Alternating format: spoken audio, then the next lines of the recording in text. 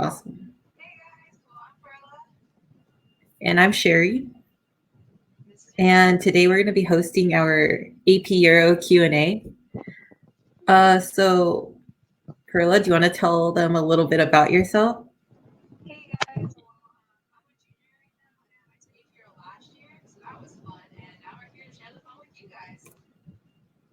Yeah, and I took AP Euro last year, so we're both juniors. I took AP Euro last year too, and we're going to give you our our AP Euro tips today, and basically help you review really quickly. So the first question that we expected is, what do you think the DBQ topic is going to be? Perla, you want to go first?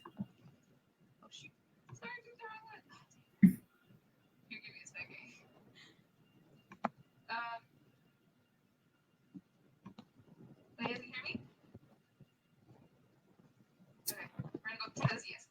So for the DBQ topic, since there's when we're speculating on this, I mean, we don't really know what it's going to be, right? Nobody really knows. You can't hear it? Oh, okay. Okay. So right now, what the speculation is we don't really know, right? There's not really any way we can tell, but just based on what it's been in the past, we're kind of like there's been the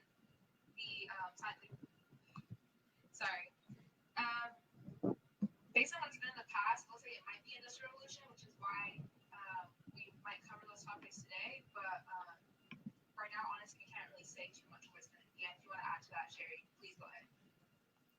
Yeah, so adding on to what Perla said, so the past 4 years, the FRQs have been the past 4 years, the FRQs have basically been in the past. So Reformation, Scientific Revolution, like pre-1700s, pre-1800s. So that's why we think that this year's DBQ is going to be post-1800s. But don't hold us accountable if it's not, because we're just guessing. Okay, cool. Here we can, with regards to the 1848 question, we're going to hold off on that one because that's more in the slides later if we get to that. But for here's the next question. How did imperialism, old and new, affect the economies and politics of the countries in which they were involved? How are the colonies in which were taken over affected as well? So,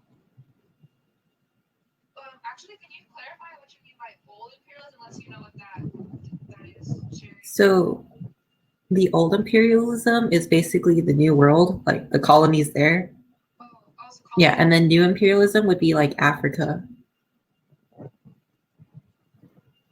Yeah, so another way you can think about it too is also the difference between like colonization, which is when you have like Britain and all the other powers kind of taking over like the colonies like Spain, the Spanish. You kind of want to know about like Columbus and that period of colonization, and then I don't think you're gonna have to know too much about post-World, like the World War I imperialism too much, except for like how it affected World War I starting up. But if you those are kind of like the main things you want to know about it, how it kind of caused World War I, and then how colonization impacted like trade and those kind of aspects as well in the beginning. Yeah, so like Perla said, imperialism, it affects like economies and politics and the colonies. So for new imperialism, it's gonna definitely affect World War I and be like a major cause of it. But since you guys you're not tested on World War I this year, it's very unlikely that new imperialism is gonna be on the DBQ.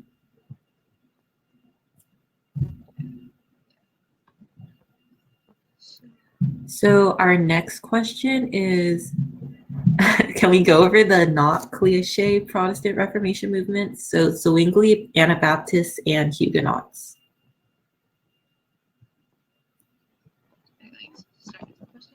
So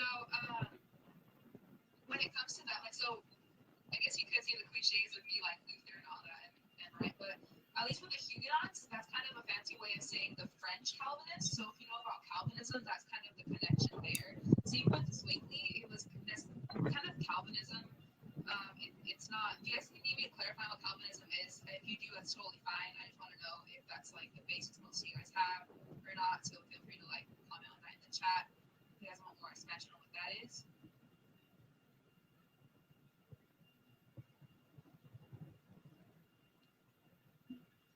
Okay, so Calvinism had to do with like, correct me if I'm wrong, Cherry, but it was predestination, right? Yeah, predestination. So the whole idea, yeah, the predestination. So the whole idea behind that is that your whole like, God has chosen if you're going to be saved or not, right? So there's no like, with Catholicism, the main idea, at least before with indulgences and stuff, was that if you do enough good deeds, you're going to heaven. With predestination, it was a little different, where people said, no, it's God has chosen it whether or not you're going to be, it's not saved or not. So you don't really have too much of a choice. That's kind of one of the main things. And like, since you're doing a DBQ, like it's good to know that, as well as like the people who were connected to those. So like Zwingli is like the main guy you want to know for like Calvinism, as well as like John Calvin and people like that. So yeah, that's Yep. It's true. Yeah.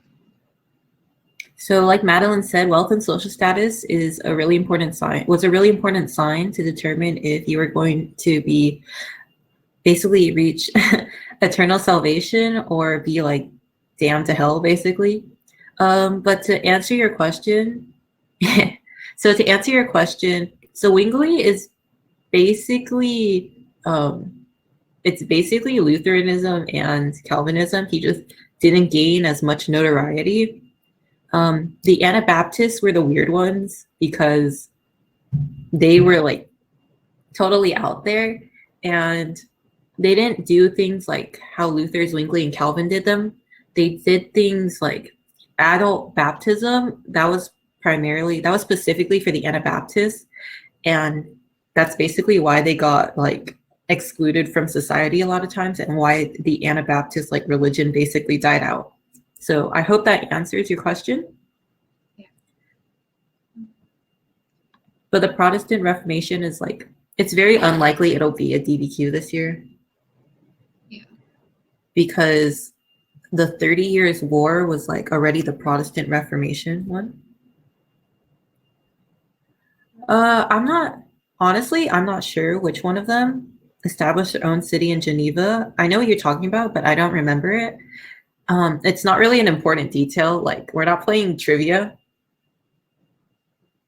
Yeah, like it might be a good detail to have like in your arsenal, but if you you can always look it up. You can always look it up later. But with regards to women's roles, I do believe I'm pretty sure you're right with that, and it also is a good thing too. Just a side note to know like where women's roles in the church were, because kind of a common trend that you see throughout everything is that women start to like get their political say, their political voice through religion.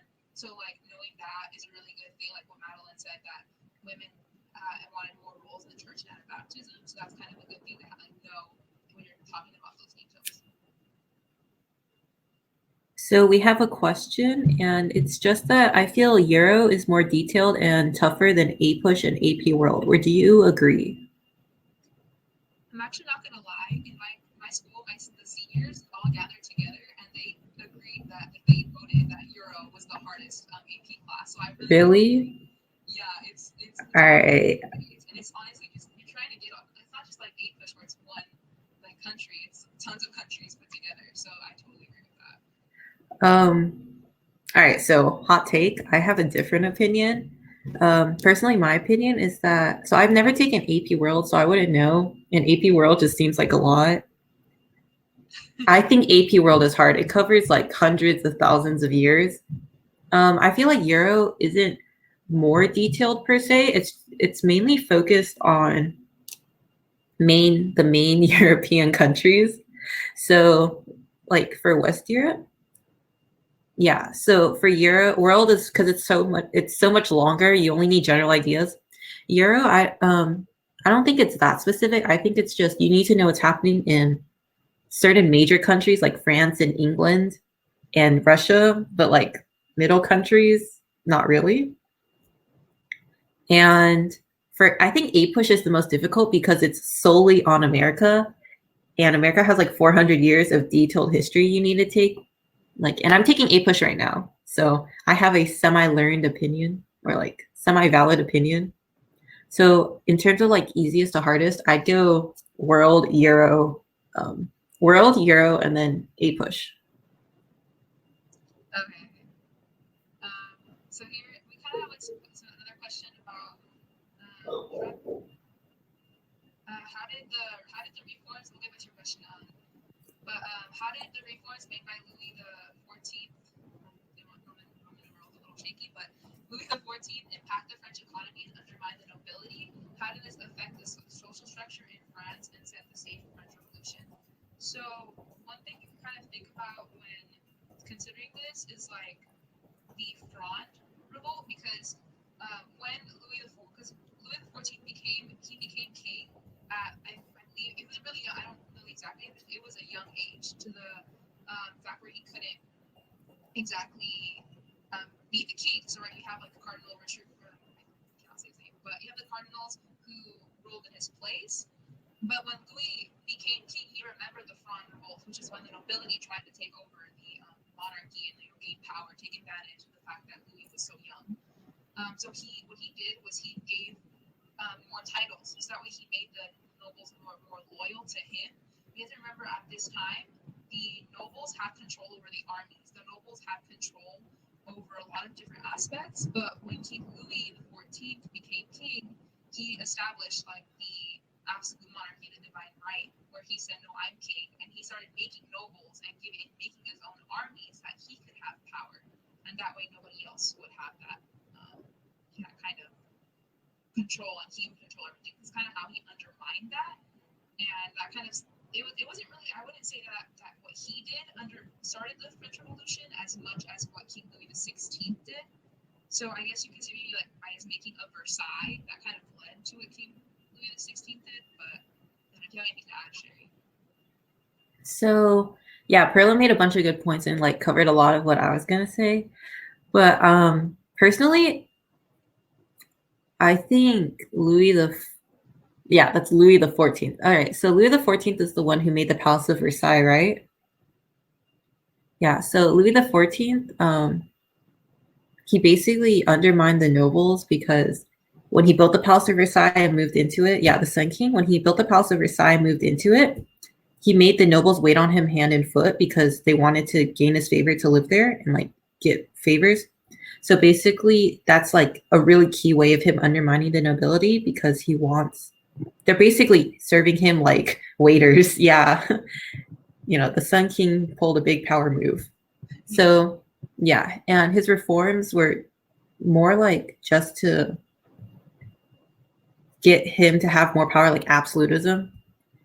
And this affects the social structure because he's more focused on making sure the nobles cater to him than caring for the peasants. And also the Palace of Versailles like bankrupt France. Okay, guys, the nobles were the peasants were really poor after that, and they have to pay all the money. So that's basically really key context for the French Revolution. Yeah, actually, you're right. Because if you remember, you have Madame Deficit and the Red Revolts, the women's marches, stuff like that, where women and other people were just trying to get. They were starving and they didn't have any way to get money, so they just started revolting, and that kind of led to the French Revolution. So you're right in that aspect.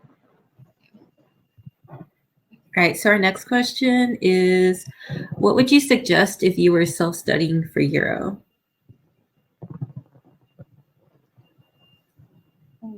That's honestly props to you for endeavor. So I think, all right, do you want to go first?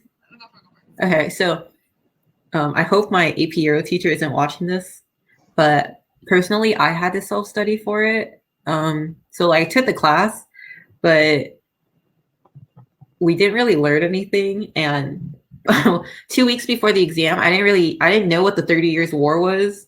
Okay, I didn't know that existed, and I didn't know anything that happened. So if you're self-studying for Euro, I definitely, but I got a 5, guys. So if I can do it, you can do it. But if you're self-studying for Euro, I would definitely suggest buying a review book. So if you have that, great, because it skims over a lot of the unimportant stuff and gets right to the point of with like important figures and like important terms you need to know. And also, I definitely take the time to write your own notes, and don't just read things over, like take your own notes and make sure you can like pull a list of like outside facts from your head. And that if you could ask like, also in my year when I took the class, we wrote like group DBQs and not actual DBQs. So if I can get a 5, you guys can too. Basically just make sure you know the general ideas, make sure you can form an argument, and make sure that if you're asked about a, basically if you're asked a question about this event in history, you know what it is and you can like explain it and not BS it.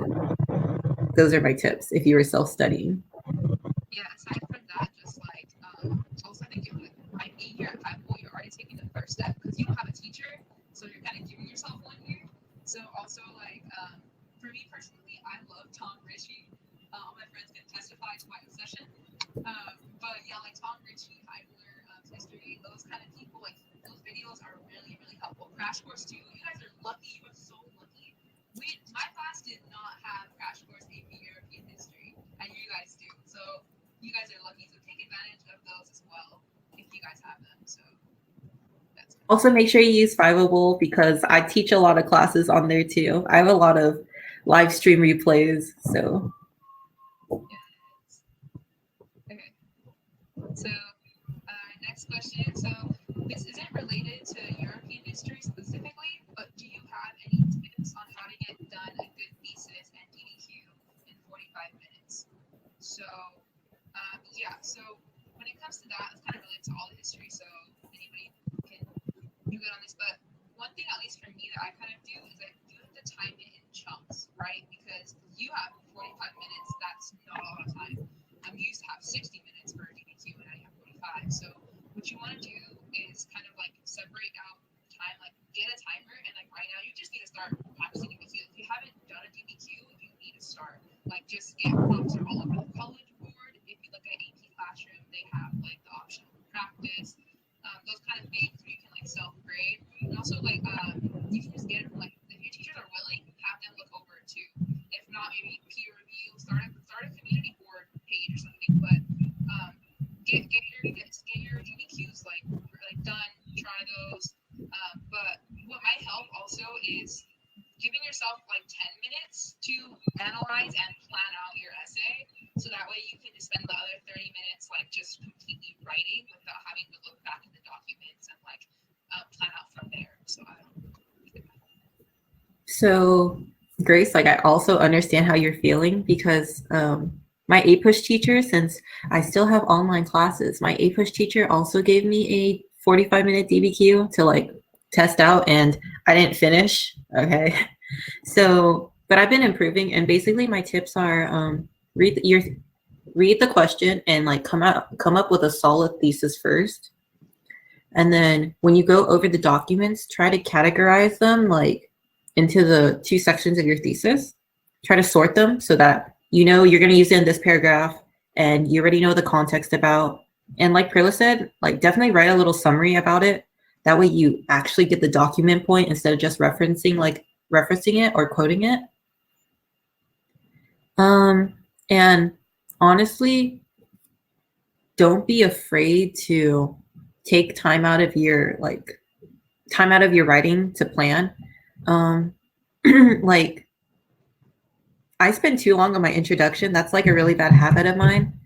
So when I'm planning, I'll usually take 10 minutes, but since it's only 5 documents, I'd recommend 1 minute if you guys can skim it. Like 5 minutes. If you guys can skim every document in 1 minute and like know what your thesis is and just sort them into categories already, you'll get 40 minutes to write, which is like really helpful. Typing, wait, it depends. If you're fast, okay, so if you're a really fast typer, like 100 words per minute or more, definitely type. You'll just get more through it. So so my recommendation is I'm a fast typer. So I'm going to type my essay. But if you're a really fast writer and your writing is legible, then definitely write. Yeah. Okay.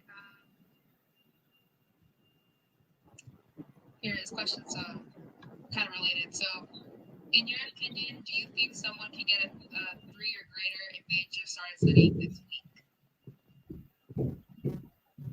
So, I mean, I don't say it's not possible. I don't think it depends on how much work you put into it, in all honesty. Yeah. So, if you're just saying yeah, I'm gonna start this week, but I'm only gonna study 1 hour a day. Okay, I mean, you can pass, yes, but I don't know if you get higher than that, and you kind of have to get a little lucky on that part. So, just if you just start studying this week, don't lose all hope. You can get a 3, you can get a 4, you can get a 5. But you have to put in the time. So you start studying mnemonics by help, other just plan out your time and figure out how you're gonna do it. It is possible though. Yeah, definitely what Perla said. So when I was studying, it took me 3 weeks to study to get a 5. So I think if you study this week and you put a lot of time into it, maybe more than 2 or 3 hours a day, then you can definitely get a 4 or a 5. But if you're just spending an hour a day or maybe 2, I think a 3 is what you should be aiming for.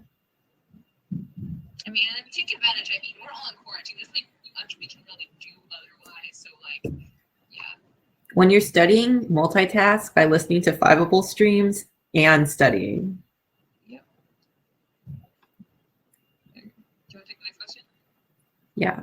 So Madeline asked, how did the events of James IV of Scotland / James I of England set the stage for the English Civil War?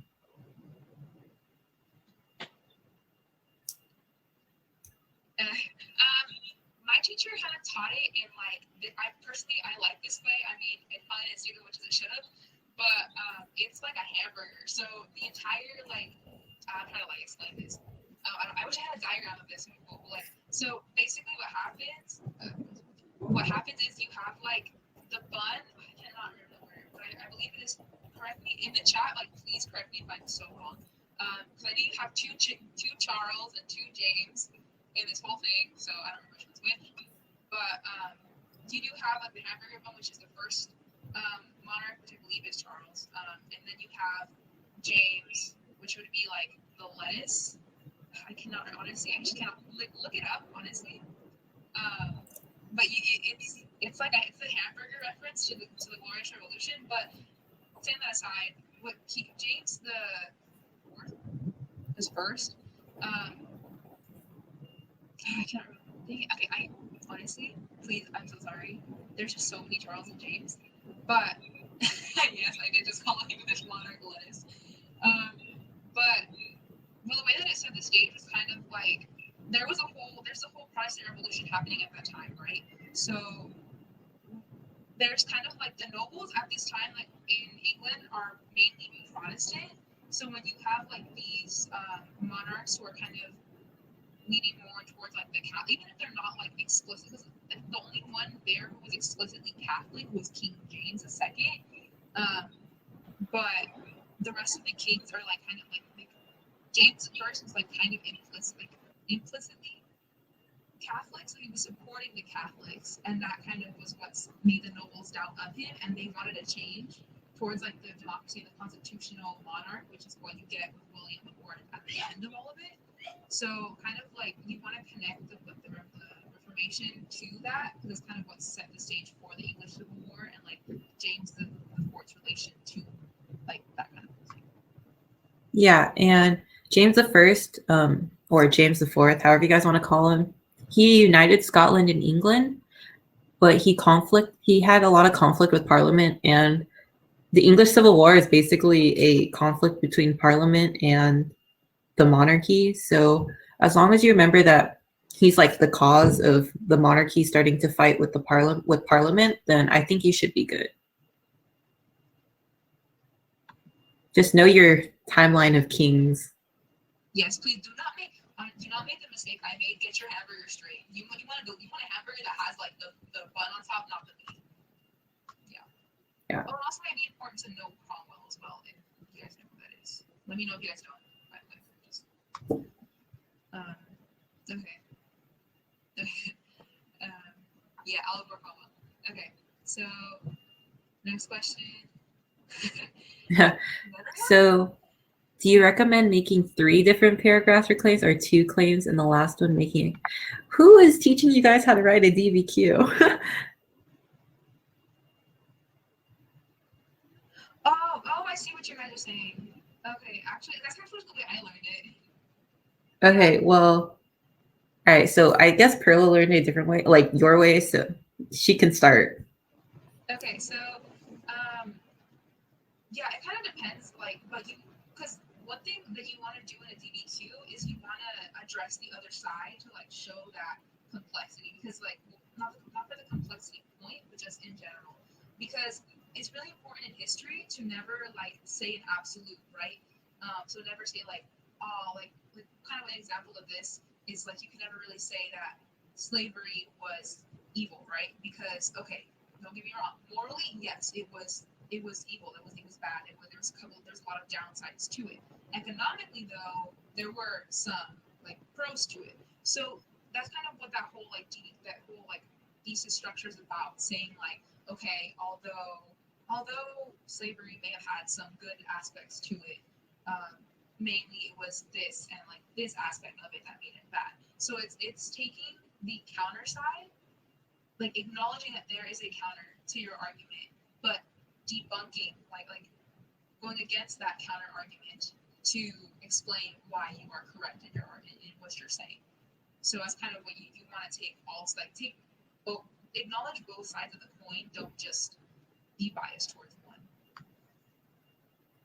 So since everyone's learning how to write DBQs differently from me, I'll go over my way. So I think part of the problem why you guys have like time writing problems is because you're writing like 5 paragraphs or like 3 paragraphs basically for your body. So how I learned it is your first paragraph, your introduction, context, thesis, all that good stuff. And then you only have 2 body paragraphs. So your thesis only addresses 2 things. And for Euro, so if you guys know the 2019 prompt, it was whether the Catholic Church like opposed or approved of the scientific revolution, basically. And for my thesis, I addressed both. So one was for, so my thesis was that basically the Catholic Church publicly opposed. Yeah, so my 2 groups are 2 paragraphs. So my thesis was that the Catholic Church publicly opposed the scientific revolution, and like, but they privately supported it, but individuals in the Catholic Church supported it. So it's definitely, so that way I addressed both the argument and like a counter argument and got that complexity, you know, that we all want to strive for. But it's definitely a choice of like opinion. Like 2 paragraphs gives you time to develop more information and like develop your argument. But if you want to write 3 just to like ensure that you get that counter argument, like get that complexity point, then, you know, go for it. So I talked about how the church publicly opposed it, but individuals privately supported it. Yeah, so like Tygus said, I'm sorry if I butchered your name. I realized that writing 3 paragraphs was too much for me. So like 3 body paragraphs was too much for me. So I'd write 4 paragraphs. 2 were my 2 are my body paragraphs, and then the last one was really short, like restatement of my thesis. Summarize. The next 2 sentences were summaries of my 2 body paragraphs, and then the last sentence would be like either a synthesis point or like a connection to the future. So yeah, my last paragraph was a conclusion, and the last sentence in my last paragraph, like for last year's DBQ, I said, oh, this scenario would resembles like the Protestant Reformation or something. You have to like just try to connect it to another time period if you're trying to get that complexity point. Yeah, especially this year because of the outside evidence points that you want to have. So you're kind of going to have to like find outside connections to it in order to get those 2 points that are, well, 2 sort of points that are good for those evidence. Yeah.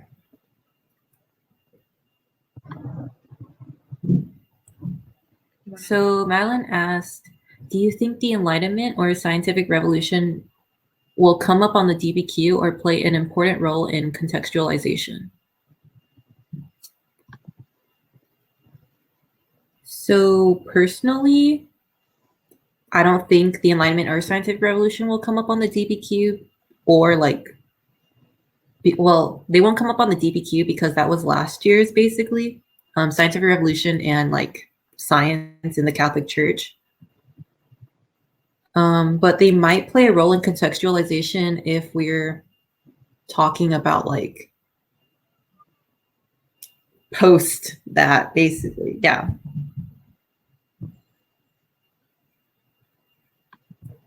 Yeah. So the next question is, when writing contextualization at the beginning of your introducing paragraph, should it relate to the topic majorly or just be the same in the same period?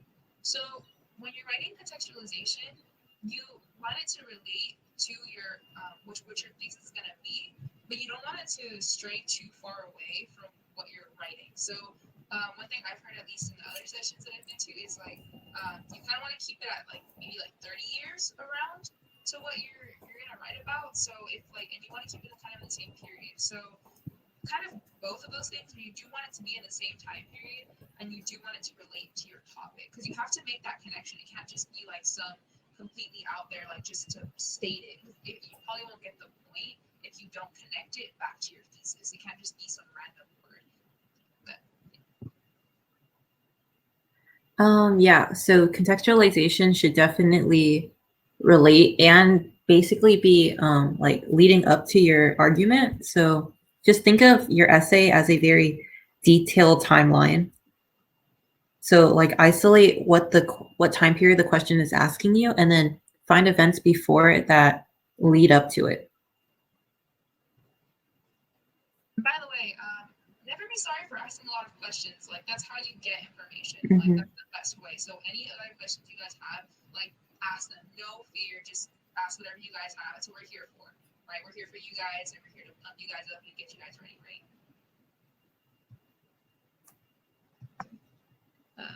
And here's the next question. Do you have any tips/tricks for sourcing a document fast? I'm sure you guys have heard this before. If you haven't, like it's a good way to do it. But it's called HIPP. So like some people say HIPPO because you have to have outside evidence too. But that's where you kind of like you look at the document and so HIPP analysis is basically you look at the historical context, the intended audience, point of view and purpose, and the outside evidence. So when you look at those documents, you want to kind of get those like 4 aspects from the document and the outside evidence connecting back to it. And you don't have to do all of them for every single like document. So if you look at if you made a document and you have no idea, like no clue who the person who wrote it is, or you have no clue who they're writing it for, like it's okay. Like you don't need to do all of them for every document. Like if you get one, or if you just honestly just get the summary for it, you're fine. Like that's kind of one way to do it. It's just like take like Sherry said, skim through it, and then from there kind of like get what you can. Like even if it's just a part of it, like get what you can, and then kind of move on, and then pick which documents you're going to use from that. Because if you don't understand it, you probably shouldn't use it as long as you have to. So like Perla said, use HIPP. I didn't use that because I didn't know that existed. But basically, if you want the points for analyzing the document and like talking about like what the document's basically mentioning, like author's purpose, that stuff, I personally think the easiest one is audience or bias. So if you read like the italicized font, like the slanted font above the documents, it usually tells you like where it was said or like what it is. So you can just infer the audience or purpose from that.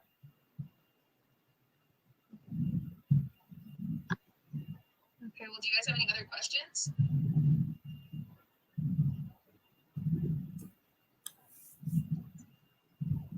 You want to take, honestly, I do not know. You want to take this one? Do you guys have any more questions? Make sure to ask them and ask a question and not the chat. That way we can like directly address it, because someone else might have the same question you guys do. All right, so they asked about the conciliar movement.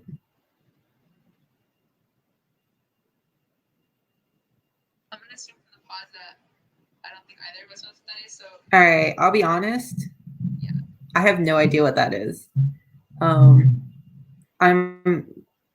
It didn't really like show up in my textbook, and so I think a lot of people don't know what that is.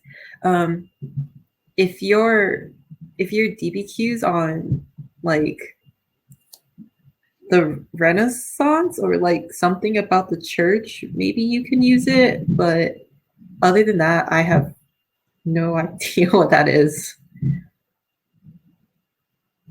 Okay, actually, I looked it up. Wow. Yeah, it's Middle Ages stuff. So Middle Age stuff, unless you're talking about the Renaissance, you're never going to like use it for context. Sorry, we couldn't do more to help. Yeah, I mean, I would say if at this point you kind of want to like focus your time on what you can, like what probably will show up. So at this point, if you don't know what like too much about it, maybe like focus on what you do know and grow on that. And if you do know something about it, then maybe, but it's kind of behind my theory, so I wouldn't focus too much. You could definitely mention it in your conclusion, though. Maybe be like, if it's about the church or like something from Reformation, just pop in that this is reminiscent of the conciliar movement. Just slide that right into your conclusion.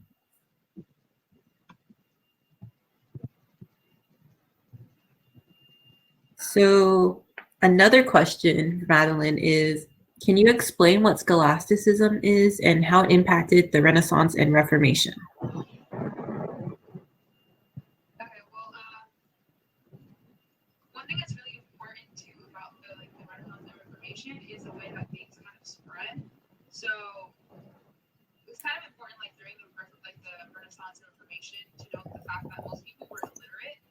So like when it came to the Renaissance, like you had like paintings and all these kind of you had like paintings and different ideas being spread. And one of the really important like things you want to note of this time is the printing press, right? Like the various printing press, because that led to like the spread of like books and stuff. But if you're not literate, so if you don't have like schooling and stuff like that, then it's probably not gonna impact you too much. So when you get to the Reformation, Martin Luther starts making the Bible available to everybody.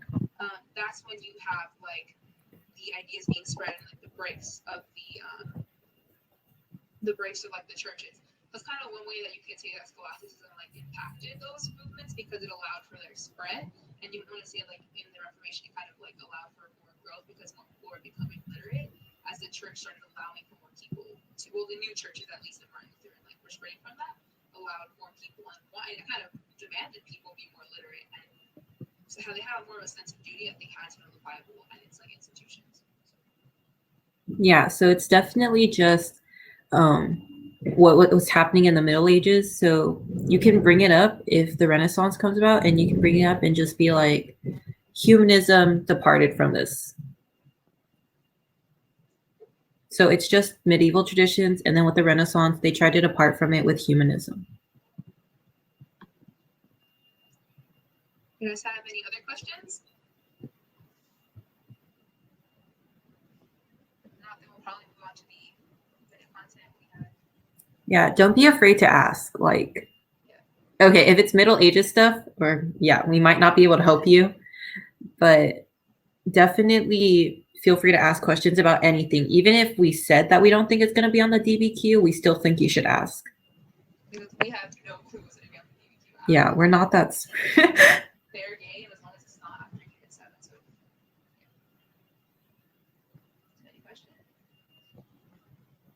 The only things we won't cover are like World War I and World War II and Cold War, because you guys aren't being tested on that.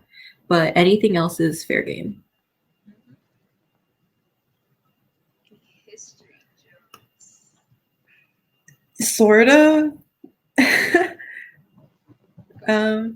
Okay. Well, I'll just type it in chat. I don't. But we can start presenting. Okay. So yes. Change that. Okay, so while she types out, while she types out the joke.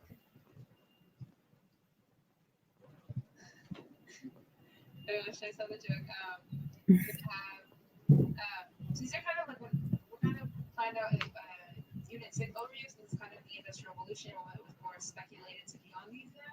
So we speculate to be on the exam, not that we speculated. So the main things you want to know of that period are these like main concepts. So if you want to start sharing one.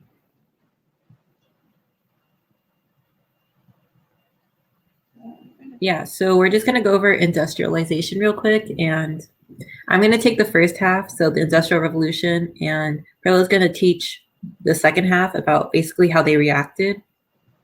So if you guys get a DBQ on the Industrial Revolution, make sure that you describe why it happened, or like what are the causes of it. So the key contextualization that you're going to want to write is the agricultural revolution, because it boomed the population, increased health and like the general health and lifespan of people, improved quality of food, and the markets and economies improved because there are more people to buy more food, so more money is circulating around in the economy. And the second thing that you should definitely mention is the Enlightenment, because it saw the rise of capitalism thanks to Adam Smith's like wonderful book, The Wealth of Nations, and how he said there's an invisible hand that'll push the market if you let it be. Or like the invisible hand like helps the market if the government just leaves it alone. So this replaced mercantilism. And do you guys know what the graph on the right is called?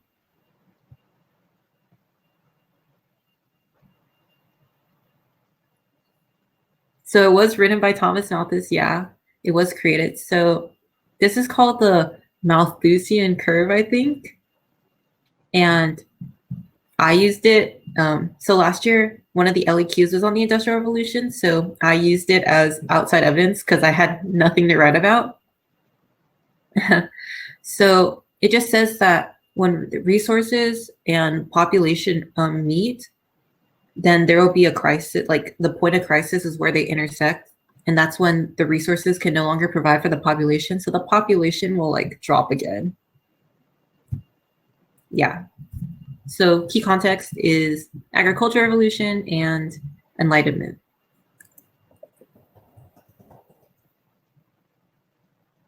So do you guys know what the first country to industrialize in Europe is? Yes, it is Great Britain. Good job. Put the cute little crown emoji for you guys, but you didn't need it. So the natural resource. So the reason why they industrialized first is because they had all the natural resources, not including their colonies, but they had all the natural resources. So coal, water, iron, and wood. And they had political stability. So their government was fine. Economic stability. They had a lot of money. They're not bankrupt like France. They had investors and entrepreneurs ready to invest in it. They had a surplus of labor because of the agricultural revolution and all the people that had to leave their land to move to the city because they got kicked off it. They had money. They underwent the agricultural revolution, and they had support from the government. And like some of you guys said already, the picture is depicting the Crystal Palace, which is where they held the Grand Exhibition, I believe that's the name, of 1851. And that's basically what introduced how wonderful being industrialized is. So a lot of other nations wanted to follow in their footsteps, but Britain isn't going to let them follow in their footsteps. And do you guys know why? Like why other countries why Britain was so, like how Britain was so tight on keeping the secrets of industry inside their country? Yes, so like Madeline said, they basically held the inventors hostage in their country and they couldn't leave. So a lot of people would have to sneak out. And one of the inventors that snuck out went to America, and he's like the father of textiles, I think, or something in America. So yeah, they snuck out with the blueprints, like remember, like ingrained in their brains. And then they headed to other countries because if those countries aren't industrialized and you have like the methods to industrialize them, their countries are going to pay you more. So money.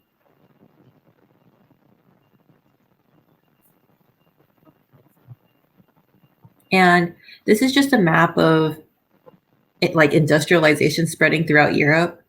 And as you can see, it's mainly like in Britain, and then it spreads to like Western Europe first, and then to the rest of Europe. And the reason why Eastern Europe got like industrialized the slowest, and Central Europe, is because their geography. Eastern Europe still has serfdom, which is basically slavery, but under a different name. Land is really important in Eastern Europe. Like in Western Europe with the Enclosure Acts, they basically kick people off their land and like, you know, they could move to the city. But in Eastern Europe, land has a really, like land is really important. And if you have a lot of land, you have a lot of power. So if industrialization like threatens to make you weaker, obviously you're not going to support it. So those are some of the main reasons why Eastern Europe didn't industrialize at the same time that Britain did. Yes, Eastern Europe also had an agrarian society.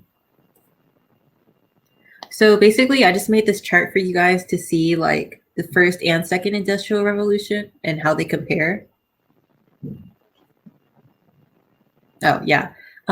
So there's been 4 industrial revolutions. We're currently in the 4th one, but the first one and the second one are like different. So you guys should know what was made then in both of them. They're pretty similar. Okay, so yeah, here's just the social effects of industry.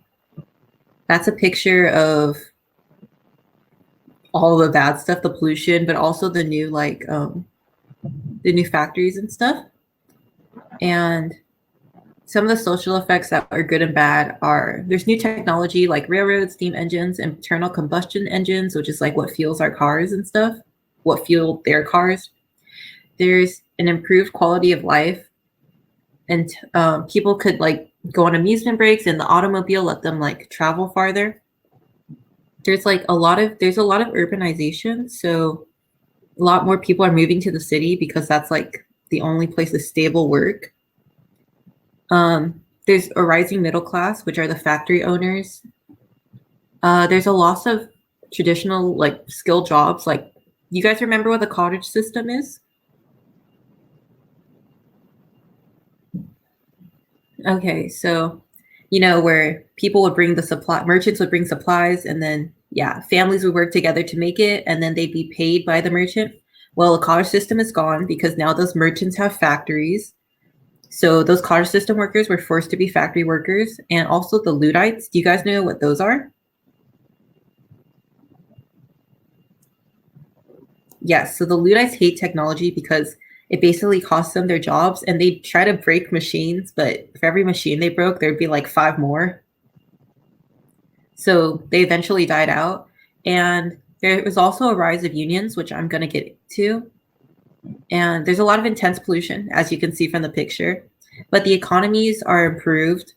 There's a rise of mass society. So I came up with this mnemonic device since a lot of times I have problems remembering like what the mass society like aspects are. So basically it's Apple, and because it's mass advertisements, mass production, mass production, advertisements, politics, and leisure. So Apple, and then the E is like for everyone, which is like the mass part.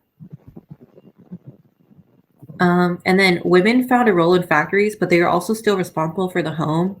They called this the cult of domesticity, where working at home was prized over working in the factories. And the Industrial Revolution is basically going to cause competition between nations when it comes to like building their military, which is going to be a cause of World War I. But you guys don't need to know that really. So, and yeah, to summarize it, basically that meme.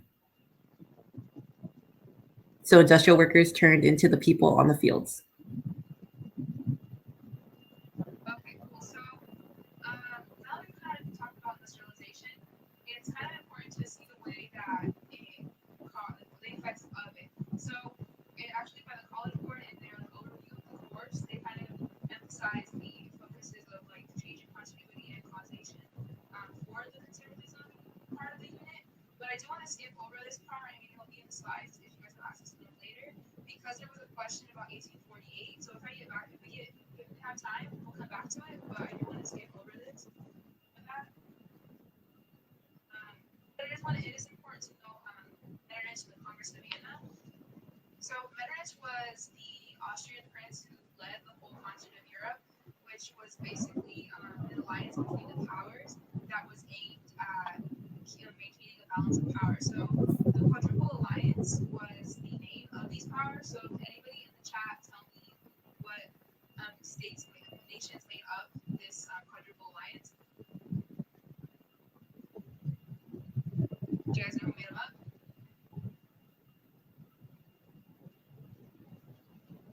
Okay, if not, that's totally fine. But the four powers that made it up were Austria, Prussia, Russia, and Britain. So one of the important things to note is that because the whole point of the Congress of Vienna was to stop the revolutions of 1848. That's the reason the revolutions are unsuccessful. Like it seemed that the revolutions would be successful, but the monarchs, they wanted to establish their power. They wanted to go back in time, because if you guys remember, you have the French Revolution that's like breaking out, and it's like causing this like whole like domino effect of like liberalism kind of spreading, and the conservatives, they don't. The conservatism, the go for this, like Metternich, they're people in power, and they want to keep their power. They don't want liberalism or democracy, because that'll make them lose power. So these revolutionaries, these people who have those ideologies, they revolt and they want the democracy, but the powers come together to stop those. So it's also there's it's kind of when the Communist Manifesto and those kinds of ideas come to play. Although it's kind of important to know that Marx and his Communist Manifesto wasn't really that prominent at this point, although it came out then. It didn't have an effect too much. Then it kind of comes into play later when you're talking about World War I kind of things. But yeah. So another thing that also kind of resulted from the Industrial Revolution and those the Industrial Revolution and those kinds of the thing that resulted from the Industrial Revolution and its effects were calls for reform. So, like Sherry mentioned, there were a lot of like bad aspects to the Industrial Revolution, which are really important to note, especially if you're talking about the DBQ and that kind of thing, because there are two sides to that coin, right? You have innovation, you have all these kind of things that the conservatives were really against. They didn't like this change, but there were still people who called for reform. So both the sides of the coin are kind of people who wanted the innovation, and people who were for business and all that. They were kind of seen down by conservatives, but so were the people who were calling for reform because they wanted the change towards it. So either way, the conservatives were kind of against that. But it is important to note, like the formation of labor unions, the rights of women that were kind of emerging at this time because of that. So kind of like speeding through that is just that whole idea of the Congress of Vienna being a result of the Industrial Revolution and the changes, because these people in power didn't want those changes. So If you guys have any last minute questions you guys want to ask, like, please go ahead. Oh, you guys have a question? Yes, but please ask us questions in the ask a question tab, and like we'll be happy to answer. It's okay if we go over. So why wasn't Germany unified before the 1870s? When it comes to that, it has a lot to do with like disunification. Like, I know it's kind of like blank, but I'll explain it a little more. It's like you have to remember that like Germany was like the idea of German is a language. It's not the unity of the people. Like the German provinces, those were different places. When you have like at this point, you know, as conservatives, you also have nationalism. The conservatives were really against this, but because of nationalism, like you would think it would unify people in Germany, but they all had their own culture. So they were They were like nationalistic towards their own culture. You know what I mean? So like instead of being like unified, like, oh yeah, we're all Germans, they were like part of their own places. They didn't want to unify. So it wasn't until like the like Bismarck will come into play that you have like Germany actually being unified. If that's the explanation. Yeah, and also remember that Germany is a bunch of little states at the moment, and they're kind of under the watch of their like big mother countries, which are Prussia and Austria. And Prussia and Austria are basically fighting over who can control Germany, so that's also a problem. Yeah.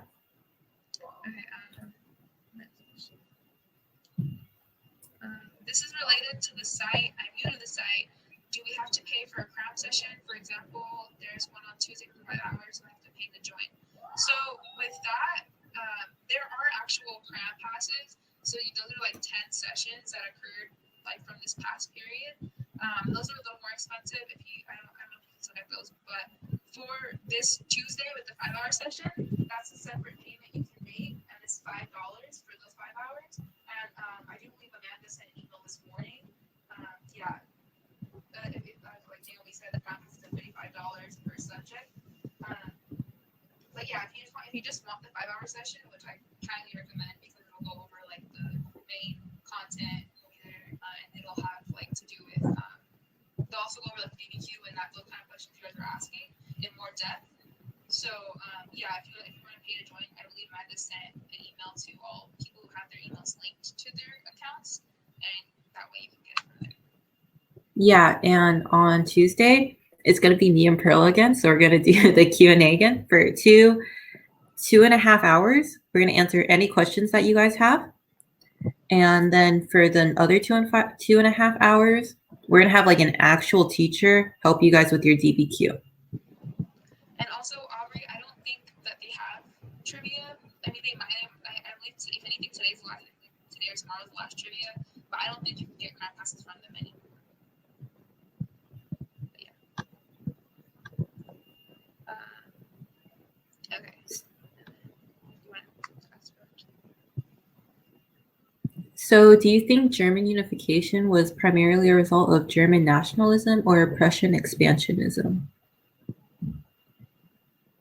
Well, kind of like we said before, nationalism didn't really come into play too much for the Germans just because they were all like separate. Correct me if I'm wrong again, but like I think it was kind of more forced like by like the main powers for them to unify than they actually wanted to come together because they were just so culturally separated that there didn't really like seem to be too much of like a desire to unify those cultures, you know.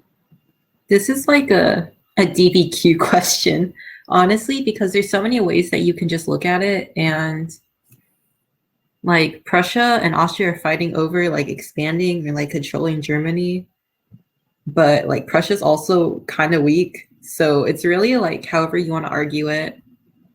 As long as you have the facts to back it up, then your opinion is right. Yeah. Okay, so any other questions? Any last questions you guys have? Like, things you want to clarify? I was gonna put like an emoji in the chat. How you guys feeling now? Yeah, how do you guys feel about taking your AP Euro test? Tons of emojis. Come on. Hey, all right. No. We don't have that attitude. That's enough. You guys got this. Like, I know you guys. Okay, I see an okay face. I don't like the I'm probably going to. You're not going to fail. You're going to do great, Grace, and you're going to pass with a higher score than all of your classmates because you came to this stream. Exactly. The only thing you have to have is if you have to have a good mentality, because if you do not have a good mentality, the thing that's going to happen is you're going to go in there and you're not going to perform to your best, because you're going to pass. Like, no matter, I feel like you're going to pass, or you're going to do your best to pass. But if you have if you're going to limit yourself with an attitude like that, so no, have a good attitude. If you don't think anybody has faith in you, I do. So you got this. Have faith in yourself. You got this. What do you guys feel like anxious about for your AP test? Maybe we can help you sort it out. That's right. Trick your brain before you wreck it. If you guys have any like anxieties, you can tell us. Maybe we can help you like figure out how to manage them or like get over them. Yes. There is that fear that, okay, maybe the topic is the one thing you didn't study, right? But you have to realize this is a DBQ. So if you don't know one thing, that's totally fine. Pull something else out of your hat. Like, they're going to give you the documents with the information. So, and like, if you actually look up Tom Ritchie, like, he has a whole like kind of setup, like a plan for what you can do if you completely blank and have no context.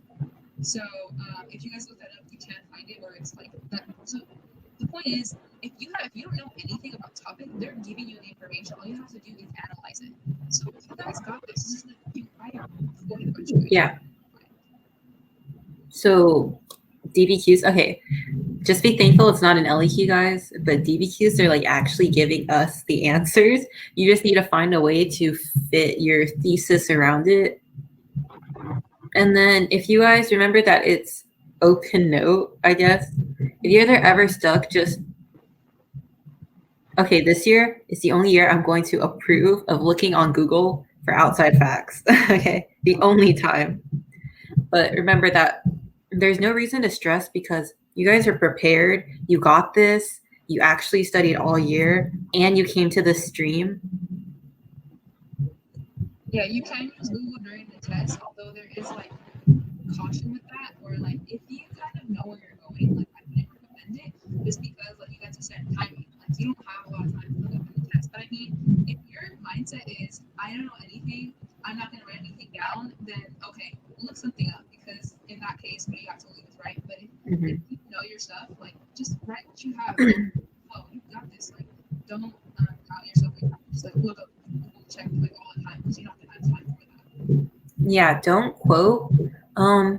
I definitely wouldn't like have to, I wouldn't paraphrase either. Like if you're looking something up and you have to read it to understand it, I wouldn't paraphrase it. I would only use Google to find outside facts or like outside evidence because I don't have any. That's the only time.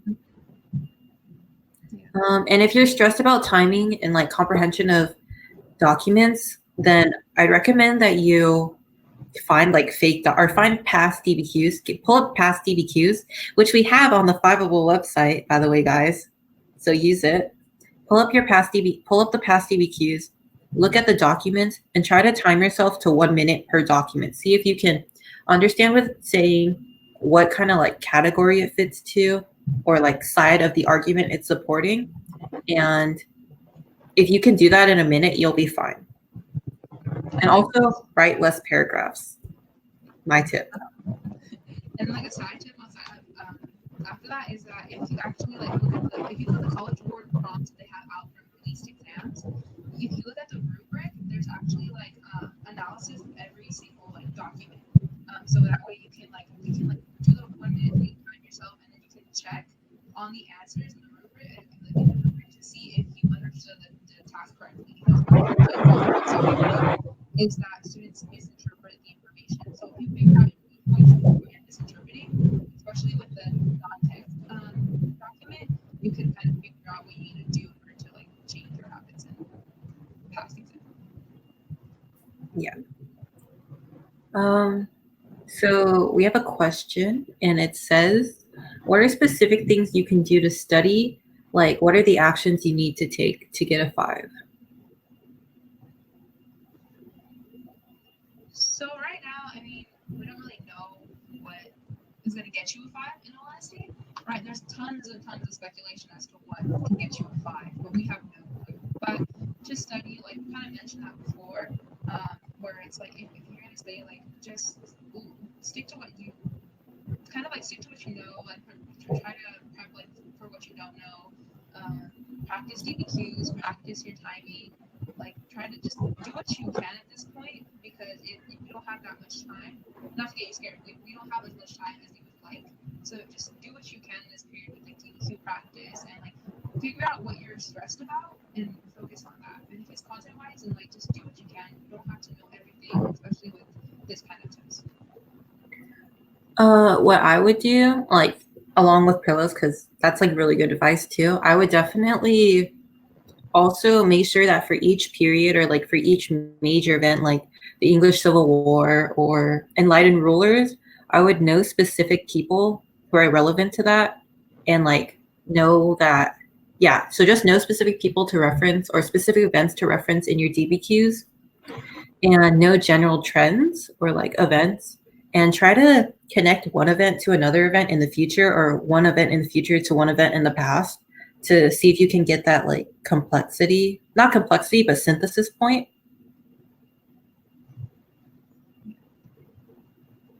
Okay. So those are your guys' questions. Any more questions or any things you want us to talk about? And if you guys have a cram pass for AP Euro, like I said earlier, me and Perla will be doing the Q&A. So for 2.5 hours this time. So if you guys have any questions, like anything at all, you can go on there and like ask us questions then, if you realize like you do have questions and you're like really stressed. And on the day of the AP Eurocram, we're going to be creating a table with like, or like a chart or timeline with like everything that you need to, all the major events in AP Euro. So I'd highly recommend trying to go to that stream. Okay, well, if that is it, guys, then we're heading off. But remember, if you guys got this, you guys will nail the AP Euro exams. So I expect all of you to get 5s.